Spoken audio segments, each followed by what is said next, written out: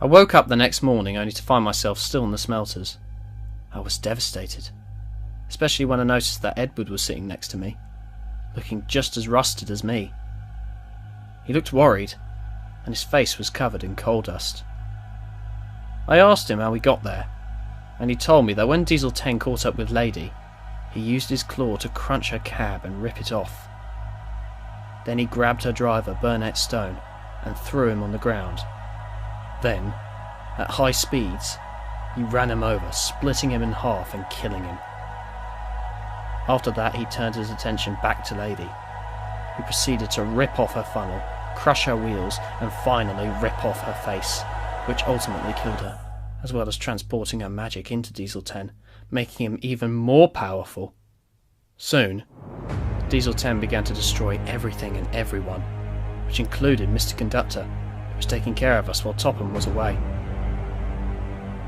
Edward tried to escape, but Diesel 10 used his newfound powers to manipulate a crane unloading a ship's boiler and use it to knock him off the rails and into a pile of coal.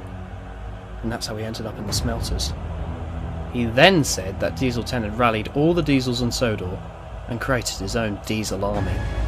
But since his two henchmen, Splatter and Dodge, had betrayed him, he killed them and threw their corpses into the smelting chamber of the scrapyard. This made me worried about the rest of my friends. Percy, James, Boko, even Gordon.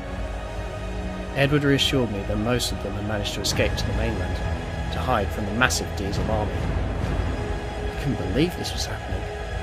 I refused to believe this was happening. Furthermore, I was confused as to how Diesel 10 caught up with Lady if the viaduct had collapsed. Before I could bring it up, I heard a familiar whistle, one that made me feel a little relieved. Sure enough, Percy steamed into the smelters, a happy look on his face as he locked eyes with me and Edward. He told me that he was here to rescue us so they could take us to the mainland and plan an attack on the Diesel army. Honestly, I was so relieved to be rescued that I didn't even ask any questions. Percy's fireman helped my driver re-steam my fire, and then he did the same for Edward's driver. After we made sure the coast was clear, we quickly left the smelters and started to head towards the mainland.